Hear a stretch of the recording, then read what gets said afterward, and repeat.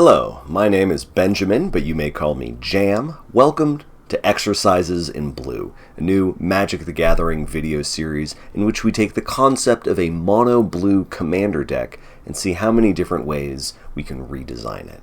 Inspired by the 1947 French short story collection Exercices de Style, in which the author, Raymond Queneau, tells a simple little anecdote about a page and a half and then retells that anecdote 99 different ways. Here in 2026, we will attempt to create 99 variations of those mono blue commander decks and see how many we can get to without burning out, being distracted, or simply losing interest. Today's video features two of my favorite mono blue archetypes, Good-Natured Mischief and High Octane Card Draw.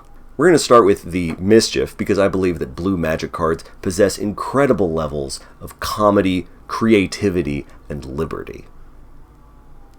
However, I get the feeling that their reputation, and especially the reputation of counterspells, makes them seem frustrating and unfulfilling to play against. If I can paraphrase a pair of panels from Scott McCloud's Understanding Comics, sure, I realize that counterspells are usually rude, poorly executed, antisocial, boring, pathetic attempts at denying someone else's cards. But they don't have to be. Now, denial might be what counterspells mean to you, dear viewer, but in this dojo, in this psychic dojo, counterspells can be fun as hell. The trick is to pick ones that do more than just say no. We want blue cards that feel less like control magic and more like improv. I'm saying yes. I'm looking for my honey. And I'm saying yes. Before we get into the wacky, charming world of improv counterspells, let's set the stage, as it were, by looking at the structure of this deck. Our commander for mono blue improv will be my personal all-time favorite, Vinwixit Verbose Host. He's a 0/4 homunculus of legend for 2 mana. He gives us infinite hand size, and he starts our engines. Quick description of that mechanic in case you don't know it. The first time you play a card with Start Your Engines, you go to speed 1, if you don't already have a speed. Once during your turn, if an opponent loses life, you go up a speed. If you get to speed 4, you are at max speed, which is when fun things start to happen. At max speed, Vinwixit will double all our card draw,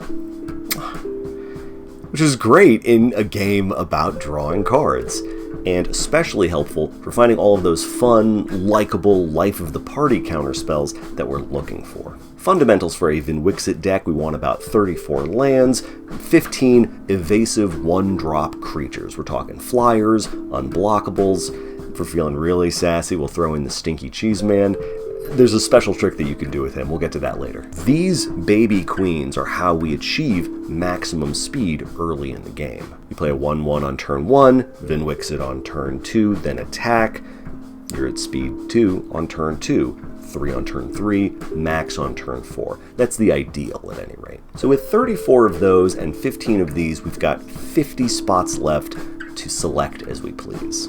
We'll start with 10 cards for ramp, a healthy blend of discounts, mana rocks, and mana dorks. Did I say mana dorks? I meant land dorks. See, once we're drawing all those extra cards every turn, we're going to have a surplus of islands on our hands. With the help of these 2 constructs here, we can play an additional land or 2. Unless we hit Retreat to Coralhelm. If that resolves, we play every land in our hand at instant speed. Forever. But this isn't green, this is blue. Vinwixit's a draw commander. How are we drawing? Well, at 15 cards, our draw package is thirsty as hell.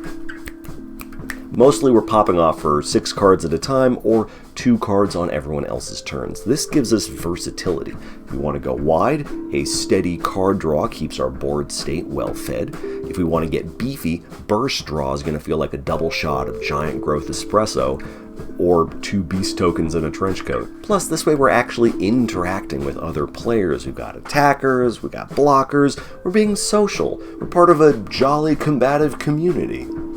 And sometimes in those communities, there needs to be a nice authority figure, someone friendly and capable, no matter how unruly the community gets. This is not a law enforcement gig. We're bringing a Sam Reich or Kermit the Frog energy.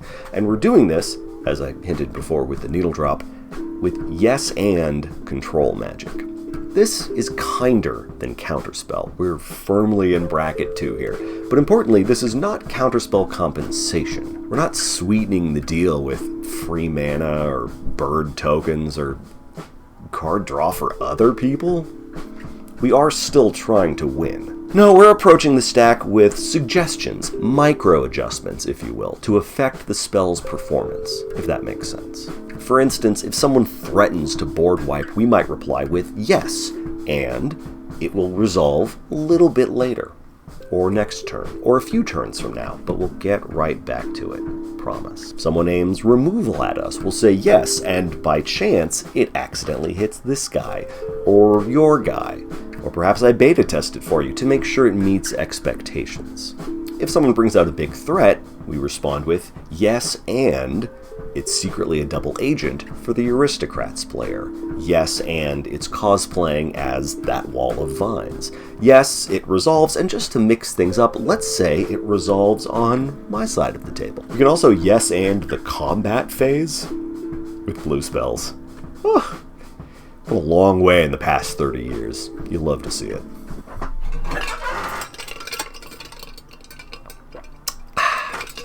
In case of emergency, a sweeper can help make the playing field feel a little bit safer and a lot less cluttered. I think blue board wipes are funny because on the one hand, they're definitely the least offensive because we're not destroying or exiling anything, except for tokens, I suppose, but they're also weirdly hard to dodge. Bouncing permanence works around indestructible, and works around hexproof. With the exception of phase-out cards like Teferi's Protection, everybody's getting out of the pool.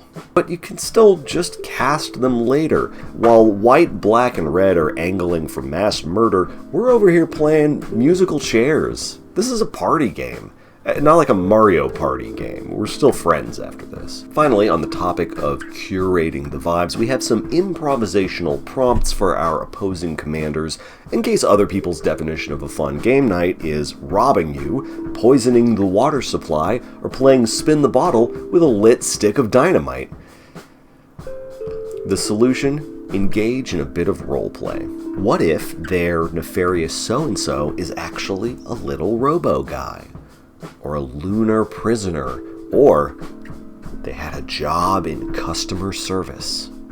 Admittedly, there's more to this philosophy than the cards themselves. The real responsibility is on the pilot's shoulders. Your choice of words, your body language, the way you present yourself can augment a game in innumerable ways for the better and for the awesomer.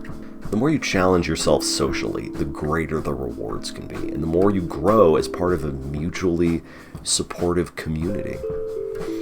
And if that sounds like too much work, have I got an alternative for you. Our second deck is an homage to those times when you just want to curl up with a good book. You're not going to work, you're not answering emails, you don't have to be anywhere. You're certainly not going out of your way to put on a show for people or socialize. You're feeling introverted. It's just you and your library, turning pages. Now, in today's manic-paced world, there is no shortage of greedy, desperate, heartless forces who are clamoring to snag your attention. In the face of that, I hope this Introvert's Turbo deck inspires you to defy them. It has one message for anyone who tries to bother you. Don't.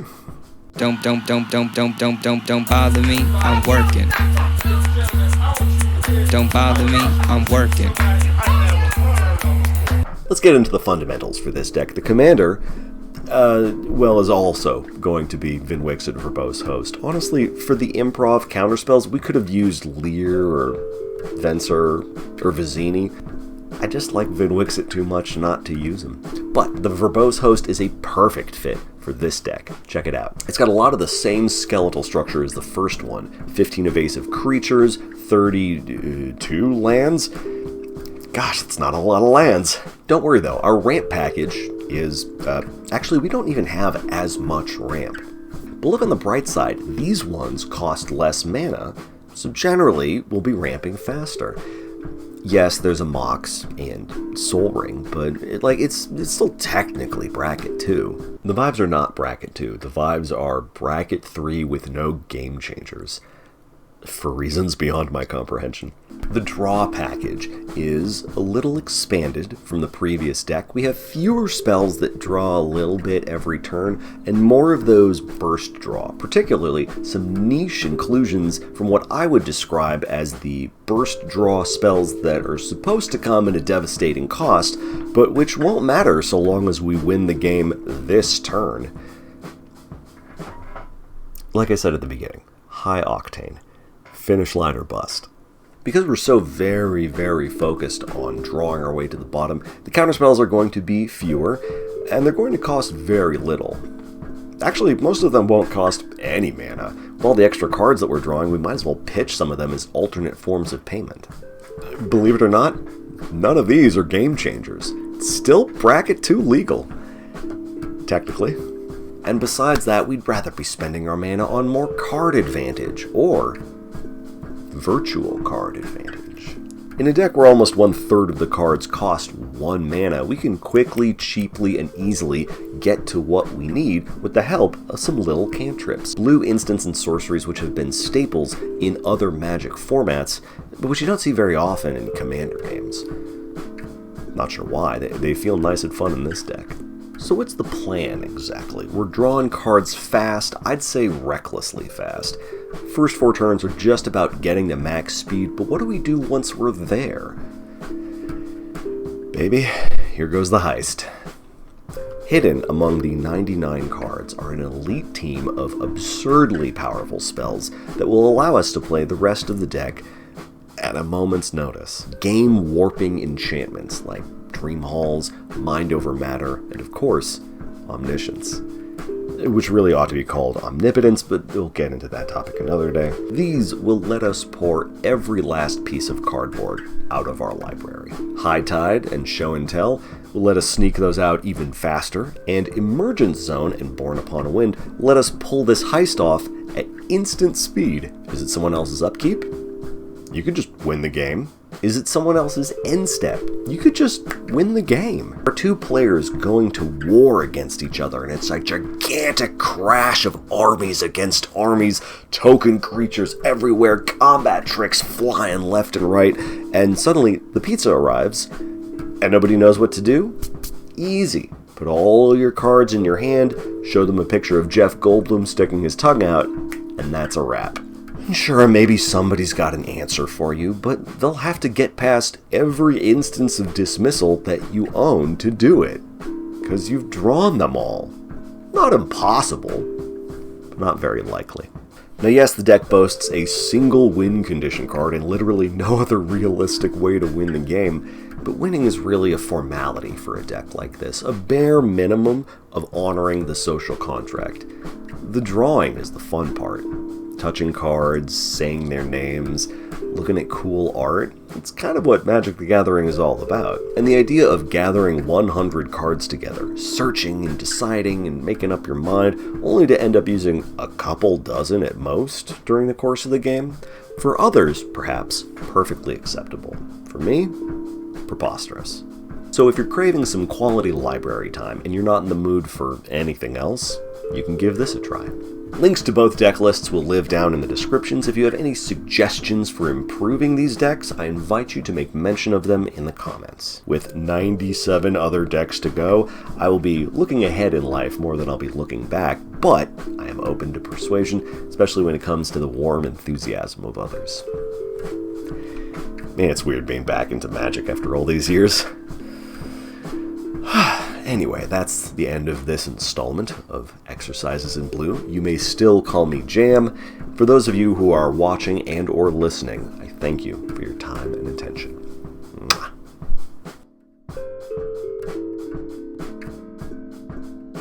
Mwah. Right, Ginger Brute. Okay, so normally play 1-1 turn 1, attack on turn 2 after Vinwixit takes the stage, and by turn 4 you should be at max speed. Well, Gingerbrute is the single semi-consistent way that we can get to speed 4 on turn 3. It's very conditional, but it's not ridiculous. All we need is a starting hand that includes Gingerbrute and one of the 3 Raceway lands. These non-basics also have Start Your Engines, so if we play them first and use their colorless mana to summon the Stinky Cheese Man, he'll run as fast as he can to get us to speed 2 on turn 1. We can also pay 1 to give him pseudo-unblockability, so we can keep slipping past enemy lines. It's not a crucially important strategy. It will never make or break a game, but it is funny as hell. I would hope an appropriate inclusion for an improv deck.